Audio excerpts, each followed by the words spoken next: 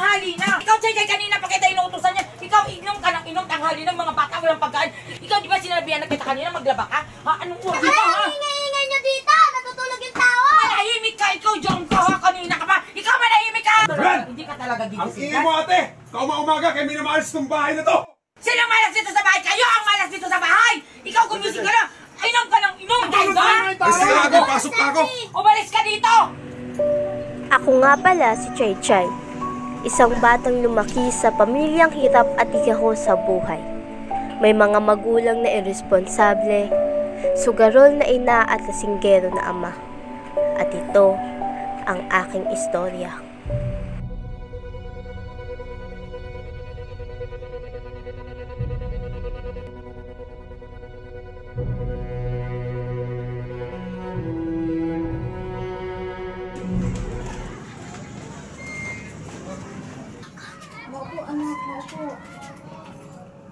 Aling Gemma? Ano yun?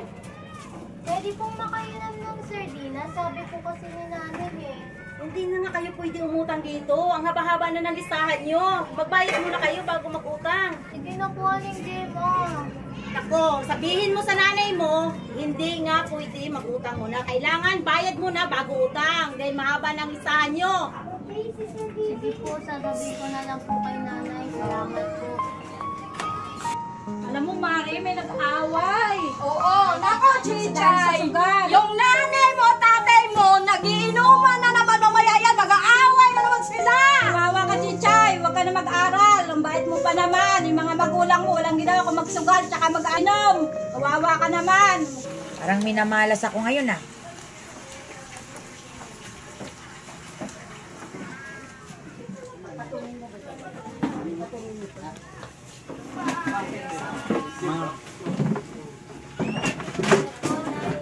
Oh, kaya pala ako minamalas sa sugal eh. Ano? Hindi na po tayo pinautang ni Aling Gemma ngayon. Bakit? Ang haba-haba na daw po kasi ng listahan natin sa kanya eh. Ano nga haba? Di ba kababayad nyo lang? Ano daw ang utang doon? Alak na naman ang tatay mo yon. Dami ng utang ng puro na lang alak. Ayan, pagkain, ayaw na kayong pautangin. Wala kayong makain ngayon. Maghanap kayo ng pagkain. Tanungin nyo siya. Titingin na lang po ako sa bahay. Baka meron pong binili si tatay. Pwes ka na nga dito. Pinamalas ako sa'yo eh. Umare. Tapon.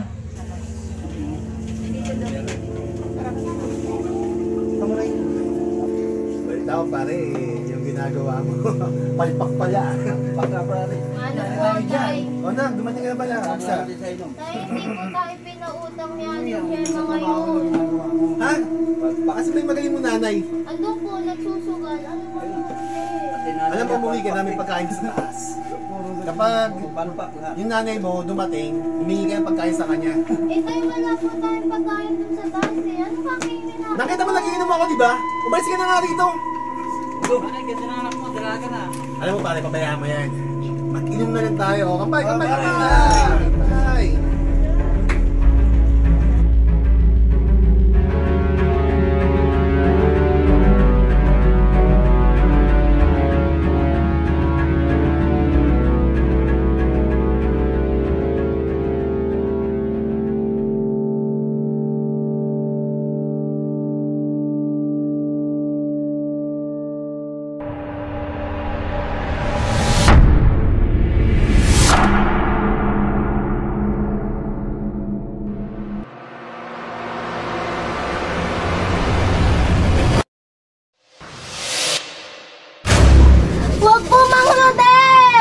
Huwag ka nang pumalag!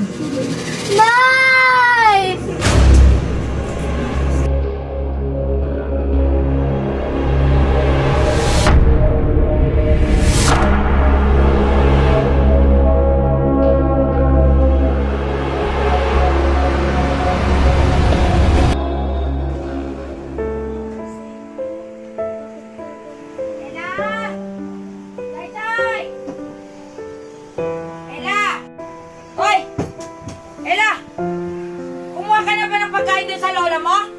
O ikaw, kanina pa ako naglalaba, ba't di ka pa bumabangon dyan?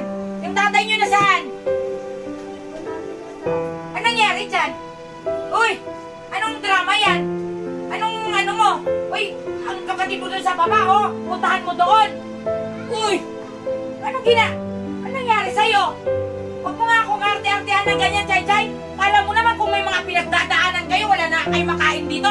Maglaba ka nga doon! Daming labahan nyo! Kala nyo kung may mga pinagdadaanan kayo sa buhay, tulungan nyo nga ako dito sa bahay! Bakit, Nay? Anong alam mo ba sa pinagdadaanan ko? Bakit? Anong pinagdadaanan mo? Maglaba ka doon! Dami nyong ate! Hindi nyo nga lang ako matulungan dito sa bahay! Puro ka lahat dito pabigat!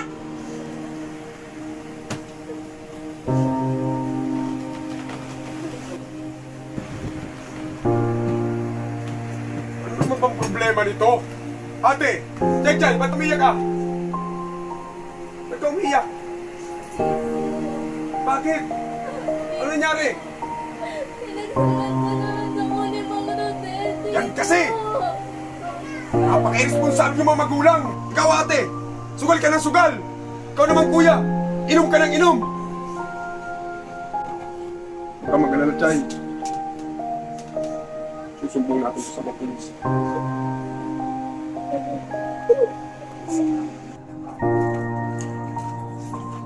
Sir, dito po yung bahay niya. Tao po. Andyan po si Mang Rodel. Rodel Ramos. Walang hiya ko. Anong ginawa mo sa anak ko? Huli ka namin ha. Mabubulok ka sa kulungan, Rodel! Mabubulok ka sa kulungan! Anong ginawa mo sa anak ko? Walang hiya ka. Tama natin, tama Mabubulok ka natin! sa pinagkuhan! Tama natin, Ang tama sama natin! mo! Tama natin, tama Ang natin! kapal mo ka ba? Tama na yan, mabubulok na yan sa kulungan natin! Karapatan ng bawat batang Pilipino ang magkaroon ng tahanan at pamilyang mag-aaruga. Manirahan sa payapa at tahimik na lugar. At higit sa lahat, mabigyan ng proteksyon laban sa pang-aabuso, panganib at karahasan.